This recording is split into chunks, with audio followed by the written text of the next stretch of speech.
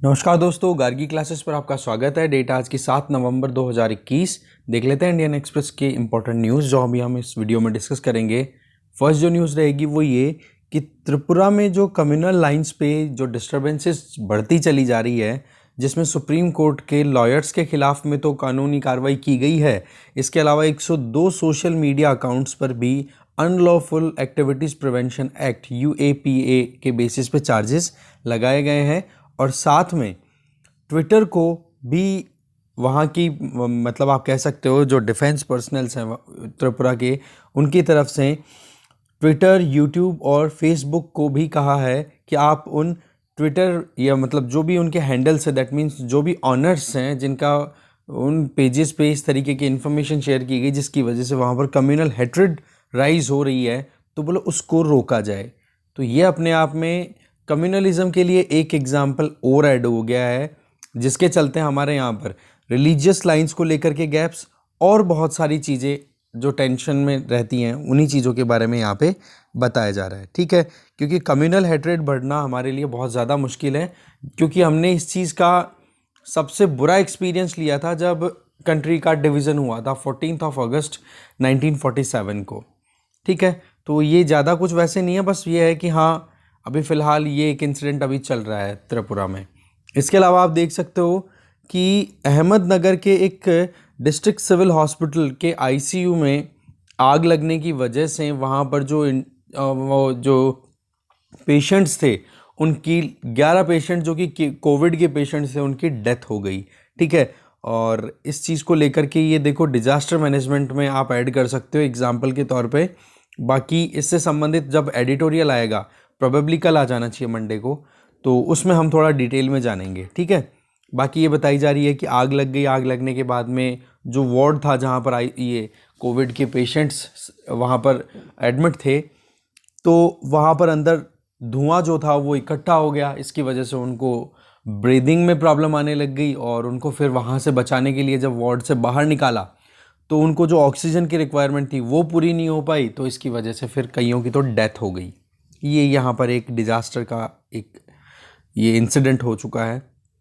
इसके अलावा हम जो डिटेल में देखेंगे वो आर्टिकल रहेगा दार्जिलिंग टॉय ट्रेन को पेटेंट मिल चुका है।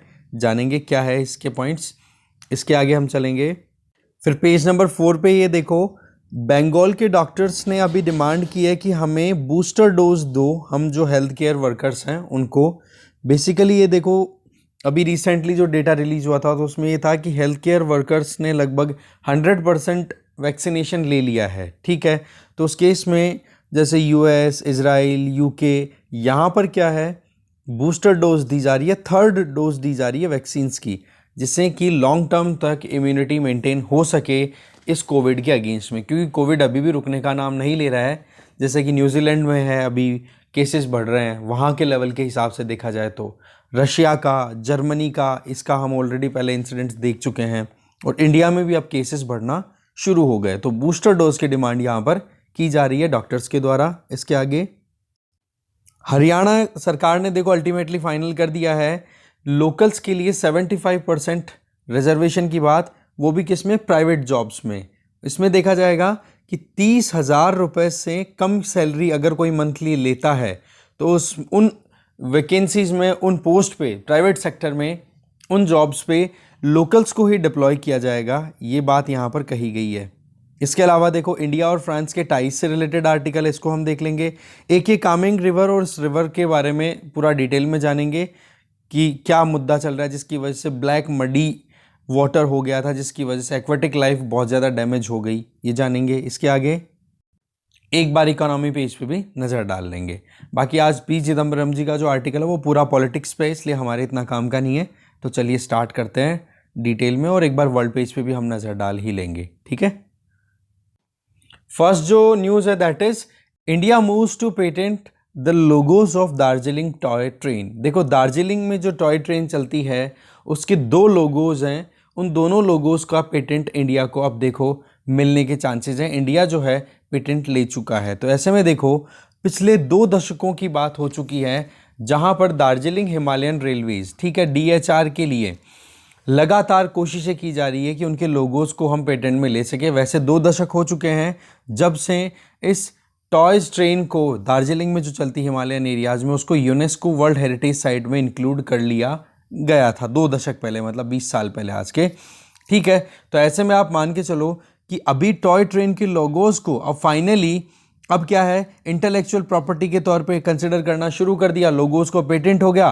तो ऐसे में आप कोई भी वर्ल्ड ओवर इन लोगोज को कोई यूज करेगा तो इंडियन रेलवेज से पहले रिटर्न परमिशन लेनी पड़ेगी। इंडियन रेलवेज में पर्टिकुलरली जो दार्जिलिंग टॉय ट्रेन वाला एरिया है उसका, वहां पर जिस भी हेडक्वार्टर या फिर जिस भी रेलवे जोन का आप कह सकते हो ज्यूरिसडिक्शन है, उनसे रिटर्न परमिशन लेनी पड़ेगी और साथ में पेमेंट भी करना पड़ेगा कुछ फ़ी का। देखो, दार्जिलिंग हिमालयन रेल्स की अगर बात करें तो ये ऑपरेशन में आ गई थी 1880 से, ठीक है, अंग्रेज़ों के टाइम से, और आज लगभग 140 साल हो चुके हैं। और इसके 2 लोगोज हैं, दोनों को अभी पेटेंट मिल चुका है। एक लोगो तो देखो आपके सामने है जिसमें पहाड़ियाँ दिखा रखी है और चारों तरफ ये राउंडेड शेप में लिखा हुआ है वाइट कलर में, वाइट फ़ॉन्ट्स में, दार्जिलिंग हिमालयन रेलवे। और इसके अलावा एक और लोगो है, ठीक है, जिसमें बोल्ड ब्लैक इंटरट्विन्ड लेटर्स में लिखा हुआ है DHR, ठीक है। तो वो दूसरा लोगो है। अभी फिलहाल हमारे सामने एक लोगो है और इसमें हम देख लिया कि भाई माउंटेन्स, फॉरेस्ट, रिवर्स ये दिखा रखी हैं और साथ में दार्जिलिंग हिमालयन रेलवे लिखा हुआ है वाइट लेटर्स में चारों तरफ, है ना, और ग्रीन बैकग्राउंड है। एक लोगो ये रहा। तो 2 लोगोस को अप्रूवल मिला है। अब देखो, बात ऐसी है, इन दोनों लोगोस की पेटेंट की डिमांड क्यों की या सोची क्यों गई? तो होता क्या है, देखो कि वर्ल्ड हेरिटेज सर्कल में ये अपने आप में इंपॉर्टेंट है। लोग जब भी कोई नॉर्थ ईस्ट घूमने जाते हैं तो दार्जिलिंग टॉय ट्रेन में जाना हर कोई पसंद करता है। तो उस केस में क्या है कि इन टॉय ट्रेन्स का ये जो लोगोस थे ना, इनको यूरोपियन, UK, US, इन कंट्रीज़ ने, बहुत ऑर्गेनाइजेशन ने अपने अपने तरीके से यूज़ किया है इन लोगोस को। साथ में वेस्ट बंगाल की गवर्नमेंट है, वो भी अलग अलग कम्युनिकेशंस के लिए इन लोगोस का यूज़ करती है। तो क्यों नहीं, जब ये इतना फेमस चीज़ है तो इसको एक पेटेंट करवा लिया जाए, जिससे कि एक तो परमिशन ली जा सके, दूसरा अगर कोई यूज़ करना चाहता है इन लोगोस को तो कम से कम कुछ रेवेन्यू कलेक्शन का ऑप्शन तो खुलेगा रेलवेज़ के लिए। तो उस पॉइंट ऑफ व्यू से इसको पेटेंट करवाया है। इसके आगे तो रेलवे मिनिस्ट्री और साथ में दार्जिलिंग हिमालयन रेलवे ऑफिस, ठीक है, जो कि कहाँ से ऑपरेट होता है, कुर्शियोंग से है, वेस्ट बंगाल में ही है, वहाँ से।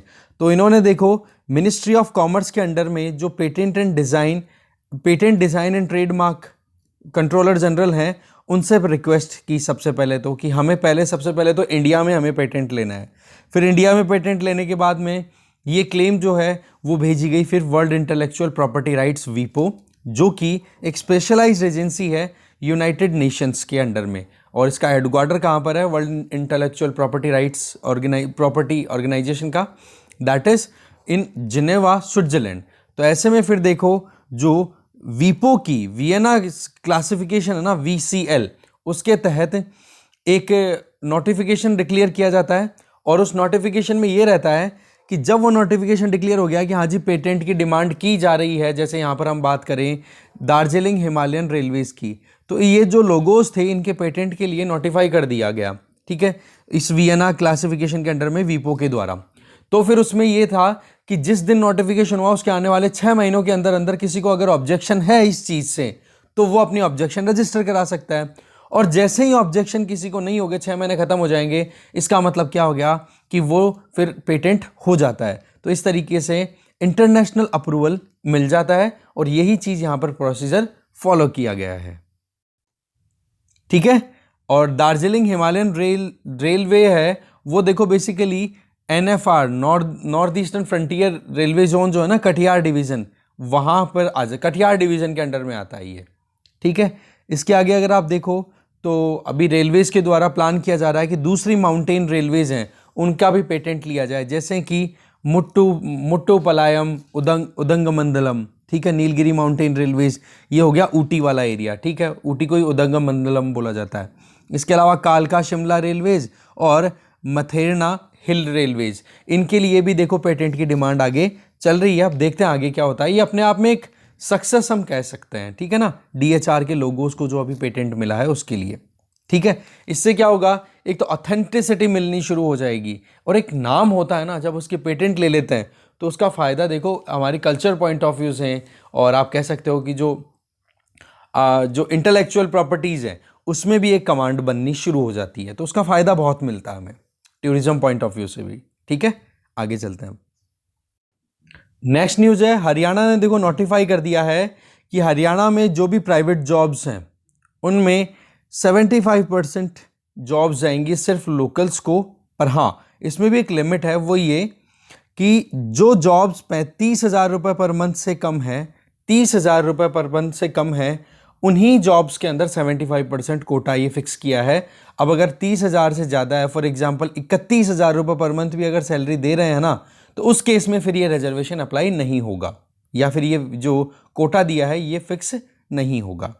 ठीक है, ये जो लॉ है ये एप्लीकेबल होगा प्राइवेट सेक्टर कंपनीज में, सोसाइटीज़ पे, trust, limited liability, partnership LLP जो होती है फर्म, वो पार्टनरशिप फर्म है वो, या फिर आप कह सकते हो कि वो फर्म्स जिनके पास में कम से कम 10 एम्प्लॉयज़ हैं या फिर ज़्यादा एम्प्लॉयज़ हैं, है ना, जो सैलरी उठाते हैं, वेजेज उठाते हैं, रेम्यूनरेशन उठाते हैं उन कंपनीज से।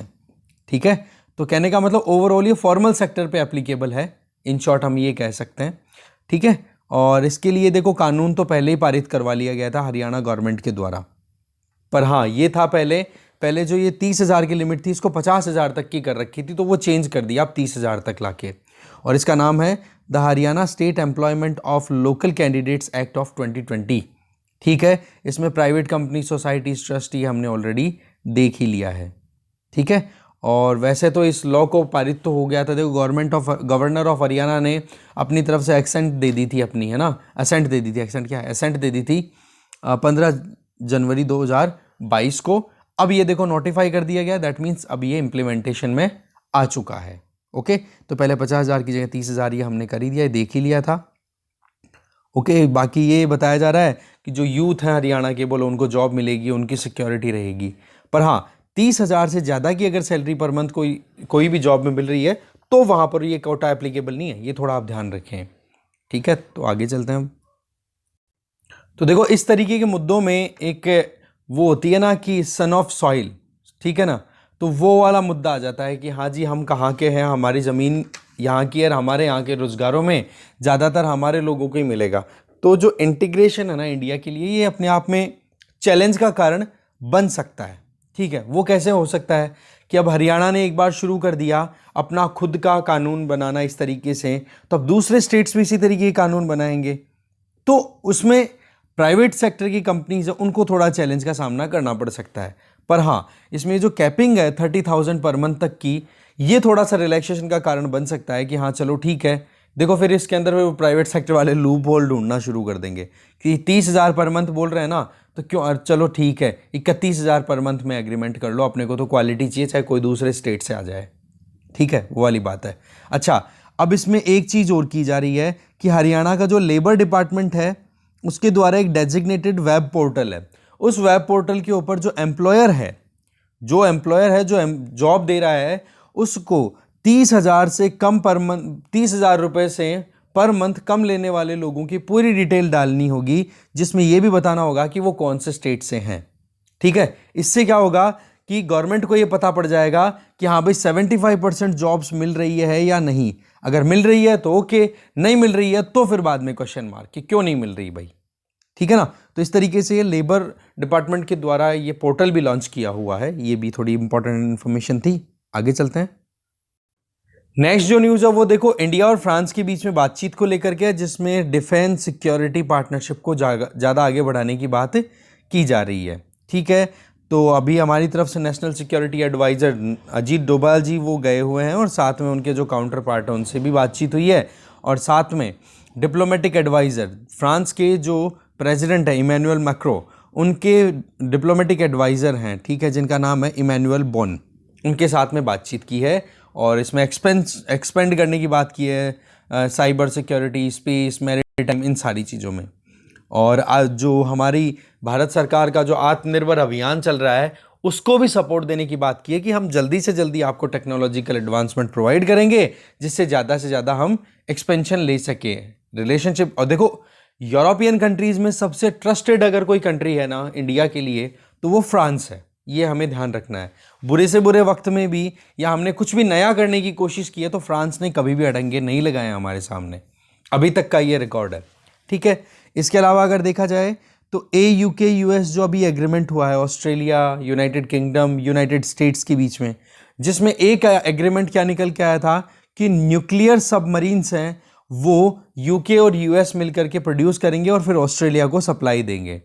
तो ये जो एग्रीमेंट हुआ ना AUKUS और न्यूक्लियर सबमरीन को लेकर के, इसमें क्या है कि पहले ऑस्ट्रेलिया का एग्रीमेंट था फ्रांस के साथ में कन्वेंशनल सबमरीन्स के पॉइंट ऑफ व्यू से, तो वो फ्रांस के साथ में यूनिलैटरली स्क्रैप कर दिया ऑस्ट्रेलिया ने। तो फ्रांस इस चीज़ को लेके भी नाराज़ है ऑस्ट्रेलिया से, यूके से, यूएस से।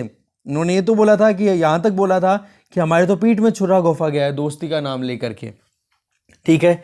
तो अब इन चीज़ों को लेकर के फिर देखो अभी इंडिया की तरफ से जो एंगेजमेंट है, और उसमें भी मेनली देख सकते हो कि ऑस्ट्रेलिया ने जो AUKUS एग्रीमेंट किया था ये चाइना की एग्रेशन को काउंटर करने के लिए इंडो पैसिफिक रीजन में, ठीक है। अब इंडिया के साथ में जो बातचीत चल रही है वो तो देखो पहले से ही है। अब आप एक काम करना मेरे हिसाब से कि आप फ्रांस और इंडिया के बीच में जो भी डिफेंस एंगेजमेंट्स हैं किस किस लेवल पे चल रही है, जैसे राफेल की बात कर सकते हो, सबमरीन्स की बात करो तो प्रोजेक्ट 75 है उसकी बात चल रही है, मतलब उस पर काम चल रहा है, ठीक है। तो एक बार ये आप ज़रूर पढ़ोगे फ्रांस और इंडिया के बीच में कौन कौन से बायलैटरल टाइज हैं और कम से कम डिफेंस में हम कहाँ कहाँ कॉपरेट कर रहे हैं, ये आप ज़रूर देखोगे एक बार, बहुत इंपॉर्टेंट चीज़ है ये, ठीक है। आगे चलते हैं।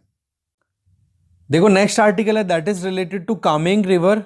देखो पिछले एक हफ्ते से लगातार देखा जा रहा है कि कामेंग रिवर में पानी है वो काला पड़ गया, ठीक है। तो जब थोड़ा इन्वेस्टिगेट किया गया तो पता पड़ा कि कामेंग जो कि लाइफ लाइन कंसिडर की जाती है बहुत सारे एरियाज में, मेनली अरुणाचल प्रदेश वाले एरिया में, वहाँ जिसका सोर्स है ग्लेशियर एरिया से, और वो भी कहाँ पर नेगी करके, नेगी कांगशांग, ठीक है, वहाँ से ओरिजिनेट होती है रिवर।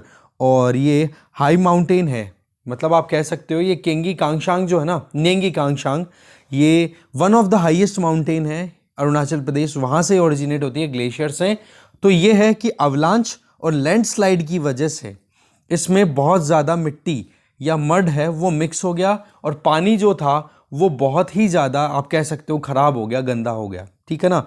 इसकी वजह से बहुत ज़्यादा मतलब मुश्किलों का सामना करना पड़ा। आप यहाँ पर देखो कि जो टर्बिडिटी लेवल है, जो आप टर्बिडिटी का मतलब हो गया नॉन ट्रांसपेरेंसी, एक तरीके से वहाँ पर जो गंदगी मिल जाती है, मिट्टी मिल गई उसकी वजह से, तो उसकी रेंज जो थी वो 1290 से लेके 1380 तक की रेंज में, ठीक है। और ये मेजर किससे किया जाता है, NTU that is nephelometric turbidity unit, उसके बेसिस पे, जो कि बहुत ही है, क्योंकि नॉर्मल कंडीशंस में टर्बिडिटी कितनी अलाउड है फ्रेश वाटर रिवर्स में, मतलब फ्रेश वाटर्स में 5 NTU। अब 5 NTU से तो ये तो बहुत ज़्यादा हो गया, तो इस केस में टर्बिडिटी इतनी ज़्यादा हो गई, मान लो कि एकदम गंदे पानी का, मतलब एकदम काले पानी का नाला बन गया ये मान के चलो।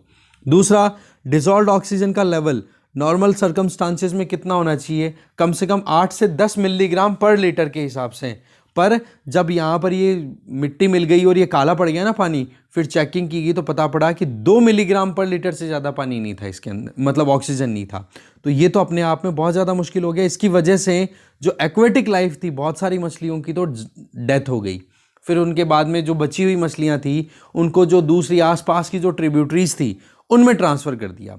वैसे अगर देखा जाए कामेंग रिवर जो है ये ब्रह्मपुत्रा रिवर की ट्रिब्यूटरी है, ये चीज़ आप यहाँ पर देख सकते हो, Kameng which is major tributary of Brahmaputra in Arunachal Pradesh, ठीक है। ईस्ट कामेंग डिस्ट्रिक्ट में ये फ्लो होती है।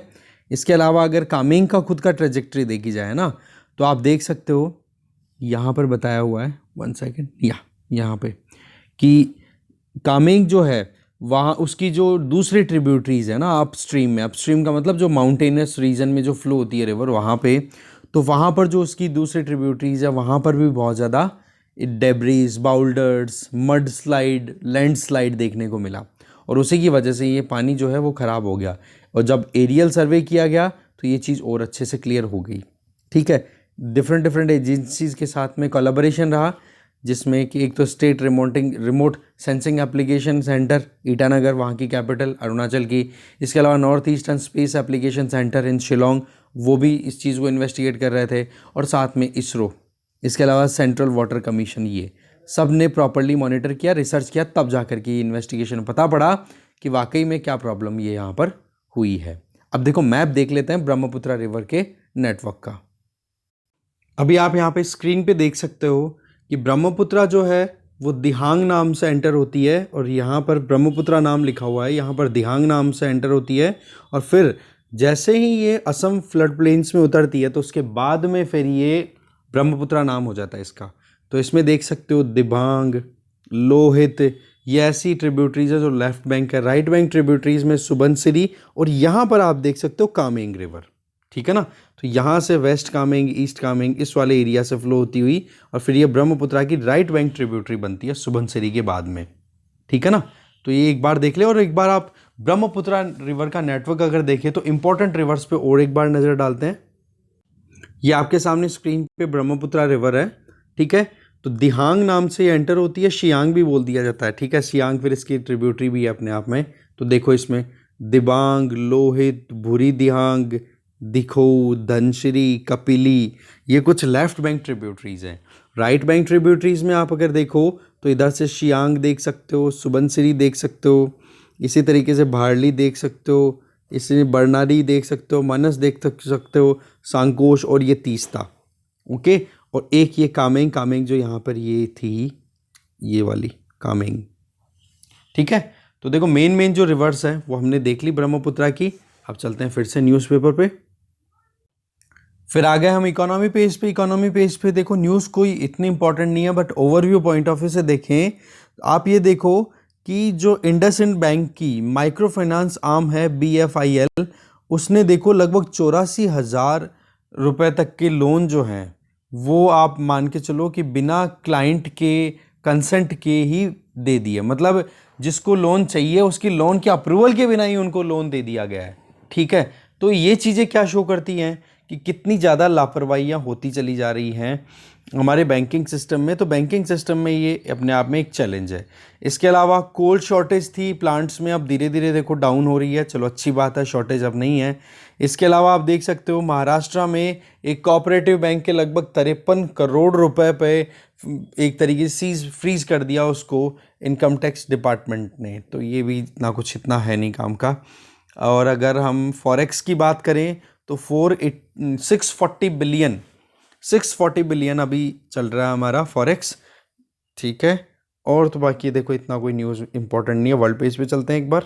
वर्ल्ड पेज में देखो यूएस के हाउस ने पास कर दिया है $1 ट्रिलियन का इंफ्रास्ट्रक्चर बिल। जो बाइडन ने सबसे पहले आते ही ये कमिटमेंट दिया था इकोनॉमिक एजेंडा को लेकर के कि हम इन्वेस्टमेंट करेंगे इंफ्रास्ट्रक्चर में और उसमें लगभग $1 ट्रिलियन रुपीज़ की ज़रूरत पड़ेगी। तो बोलो वो हम अरेंज करेंगे, और अरेंज का मतलब इन्वेस्ट करेंगे। तो अभी हाउस ने अप्रूवल दे दिया है। इसके अलावा यूनाइटेड नेशन की तरफ से जो इन्वेस्टिगेटर्स आए हुए हैं म्यांमार में, तो उन्होंने ये विटनेस किया है कि जब से junta that means Myanmar military ने टेक ओवर किया है, ठीक है, तब से अभी तक ह्यूमैनिटी के अगेंस्ट में ज़बरदस्त क्राइम हो रहे हैं। तो ये म्यांमार के लिए अपने आप में बहुत बड़ा चैलेंज है अभी, ठीक है। बाकी तो देखो कोई इतना इंपॉर्टेंट नहीं है जिसे हमें बहुत डिटेल में देखना हो। तो देखो इस डिस्कशन में इतना ही था। बाकी कल की जो न्यूज़ बाकी थी हमारी 6 नवंबर वाली, सैटरडे वाली, वो मैं आपको जल्दी दे दूंगा, आज ही मिल जाएगा वो वीडियो भी। फिर हमारे अभी तक के वीडियोस एक बार कंप्लीट हो जाएंगे, फिर कल से हमारा एकदम फ्रेश स्टार्ट रहेगा। क्योंकि दिवाली के टाइम पे क्या था, सबके घरों में काम भी रहता है थोड़ा बहुत, और होता ही है कुछ ना कुछ डिस्ट्रैक्शन का कारण, ठीक है। तो अब उसको इग्नोर भी नहीं कर सकते, सारे घर वालों से मिलना जुलना, रिश्तेदार भी आते रहते हैं। चलो आप में से बहुत से तो ऐसे होंगे जो अभी अपने प्रिपरेशन के लिए घर से बाहर रह रहे हैं, वो उनकी इच्छा ही नहीं हुई होगी। तो वो देखो अपना डिटर्मिनेशन है और वो बहुत ज़्यादा ज़रूरी है आपके सिलेक्शन के लिए, ठीक है। बाकी कुछ हैं जो घर पे रह के तैयारी कर रहे हैं, तो उनके लिए थोड़ा सा चैलेंजिंग रहा होगा। क्योंकि मैंने खुद ने पर्सनली एक्सपीरियंस किया है कि मुझे पढ़ाने के लिए अलग से, मतलब कहते हैं ना कि हाँ दिमाग में तो कुछ और चल रहा है, पर फिर भी पढ़ करके और नहीं कंटेंट देना है कैसे भी करके, ठीक है। तो ये देखो खुद से खुद की फाइट ही रहती है, ज़िंदगी यही है और कुछ ही नहीं है। अपने को बस अपना टारगेट कंप्लीट करते हुए आगे बढ़ते चलना जाना है। आए हैं इस ज़मीन पे और एक दिन चले जाना है, सिंपल सी बात है, सिंपल फार्मूला है। बस डेली का अपना खुद का काम फिक्स हो और उस काम को करते जाओ, आगे बढ़ते जाओ, ठीक है। तो चलिए मैं आपको नेक्स्ट वीडियो अभी दे दूंगा, शाम से पहले पहले मिल जाएगा आपको नेक्स्ट वीडियो। कौन सा? 6 तारीख वाला, कल वाला, ठीक है। तो इस डिस्कशन में इतना ही था। Thank you very much. और पढ़ाई पे लग जाओ अब आप वापस से, अगर थोड़ा सा फ्री हो गए थे, लेथार्जी हो गए थे एकदम, तो अब एक्टिव हो जाओ। Okay, thank you.